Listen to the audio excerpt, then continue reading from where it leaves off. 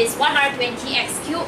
Okay, so the value of the second derivative at the point 0, 0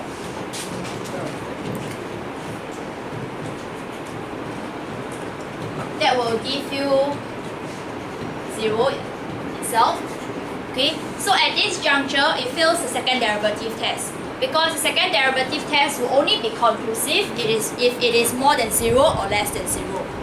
Okay, so if it fails the second derivative test, then you have to go on to do the first derivative test. Okay, so the first derivative test will require you to draw your table.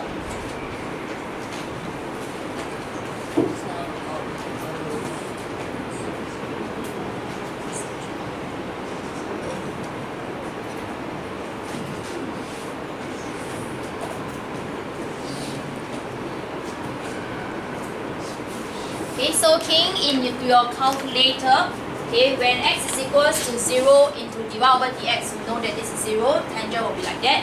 Okay, and then if it is maybe negative 0.1, okay, keying into this value, you would get a positive value, right? Yeah. Okay, because negative 0.1 to power 4, it will be positive, so it will be positive. Okay, then positive value sub in here will still be positive. Okay, so it will end up becoming like that. So therefore, from this sketch itself, you can easily tell that 0, 0 is a point of inflection.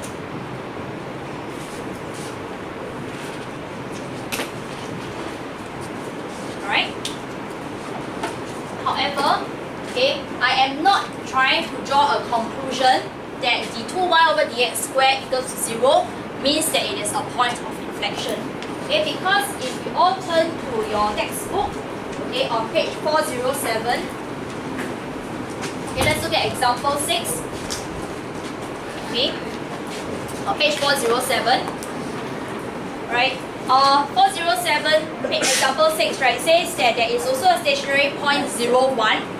Then after that, on the next page 408, okay, so that point 0, 1 actually fails the second derivative test. But then on the first derivative test on page 408, the working is on page 408, okay, you find that through the first derivative test, that is a minimum point.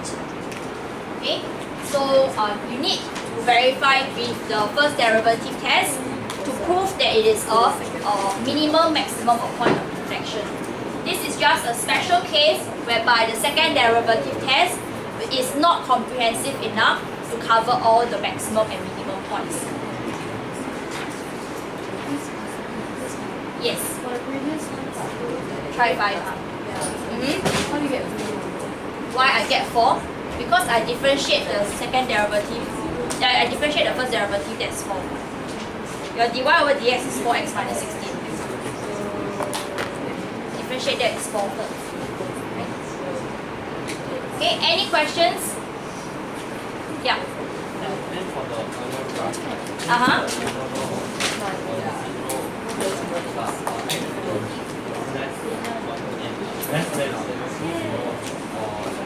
Wait, repeat your whole question again. So the earlier interval was x is equal to 0 and 1.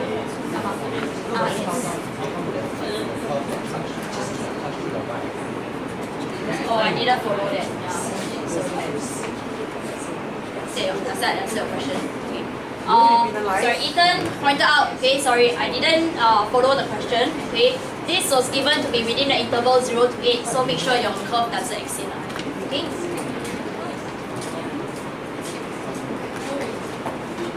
Any other questions before we move on? Yeah.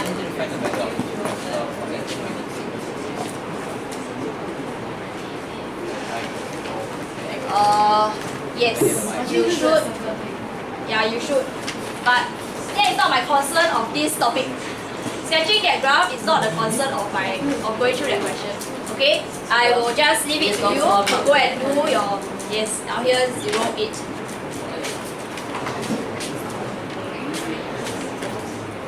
Why all my marks?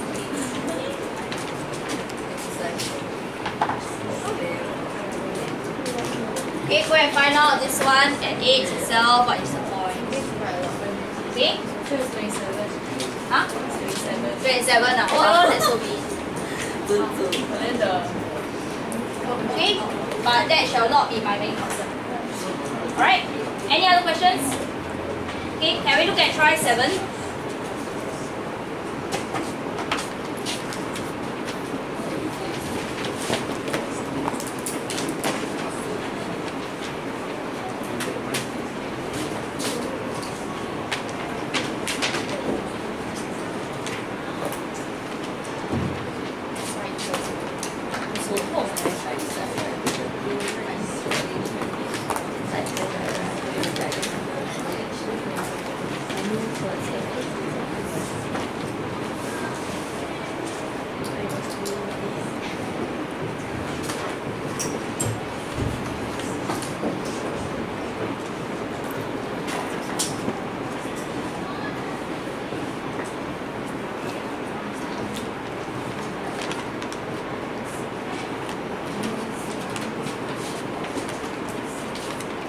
Okay, in try 7 itself, okay, we are given a cubic function. Then after that, it says that the gradient at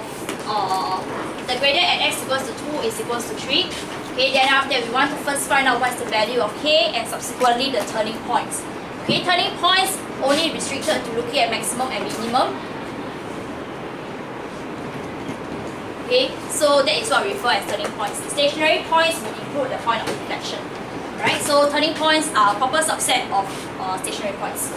Okay, so in part 1, alright, to find out the value of k, how will you actually find the value of k? What will you do first?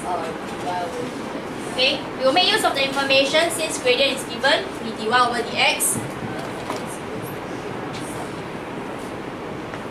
Okay, so at x equals to 2, we know that the dy over dx is equals to 3.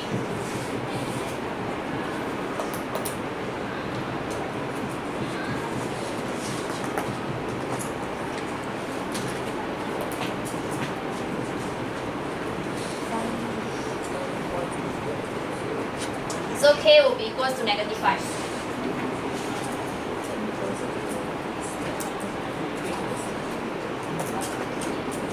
Okay.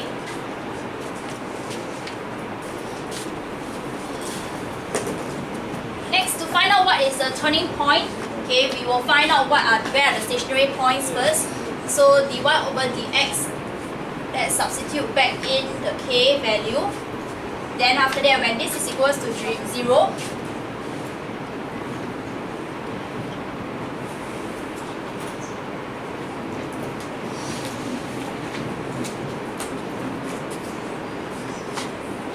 so we can factorize 3x minus 5 times x plus 1 is equals to 0. So x is equals to 5 over 3. Or x equals to negative 1.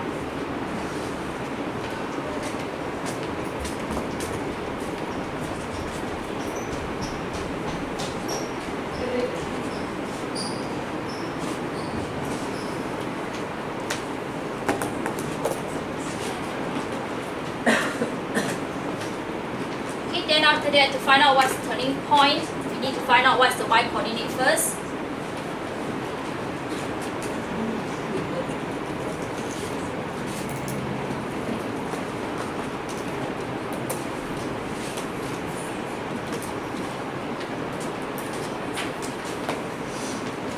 That would be equals to negative 2 and 13 over 27.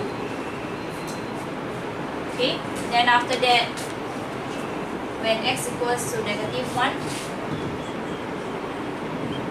I need the substitution to use, so y is equals to 7. Okay.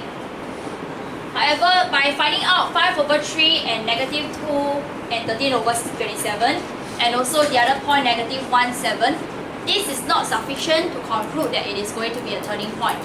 So you must verify that it is a turning point by doing either your second derivative test or your first derivative test. Because as mentioned, turning points only include maximum, minimum. So if it were to be a point of inflection, then we have to reject the answer. Okay, so using our second derivative test,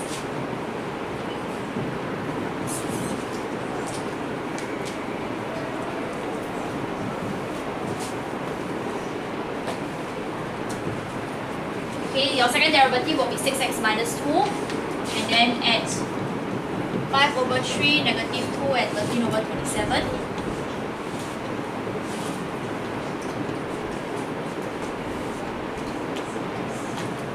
Your second derivative's value will be 8, and that is more than 0, so therefore it will be a minimum point.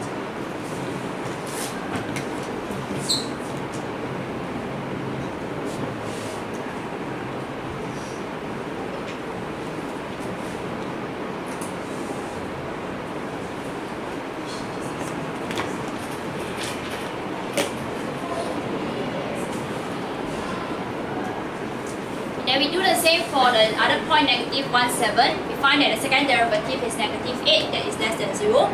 So therefore, the point is a maximum point.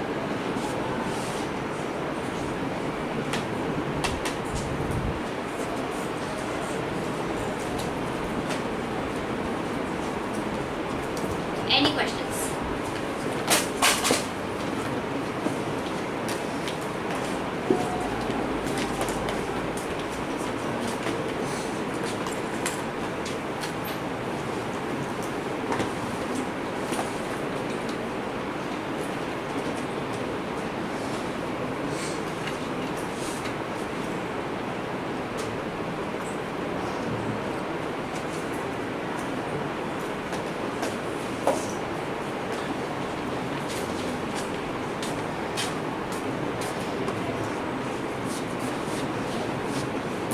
Okay, any ways to start now? Or -4. -6 minus 2 is -8. Oh, X, oh. Okay.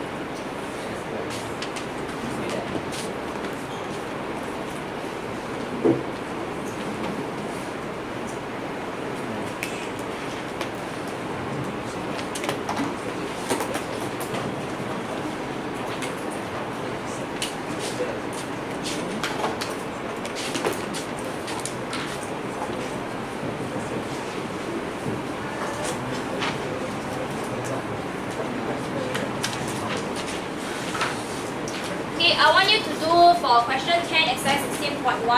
I want you to do part 1 and part 2 on your own. Part 1 requires you to find expression for dy over dx. So basically just differentiate, use your quotient rule. Then after that, for part 2, we want to find the x coordinates of the stationary points.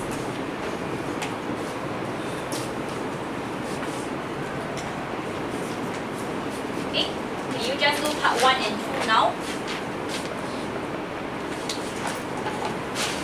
Yep, 世杰. So, one example, so, I have what?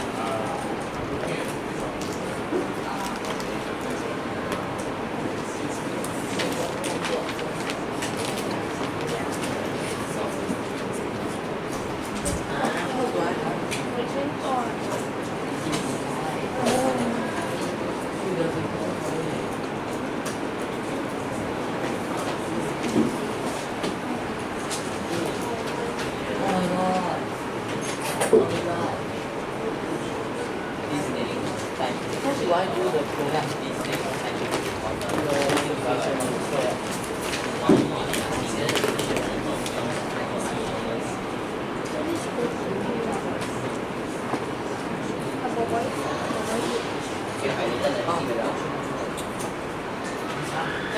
I'm going to become a product.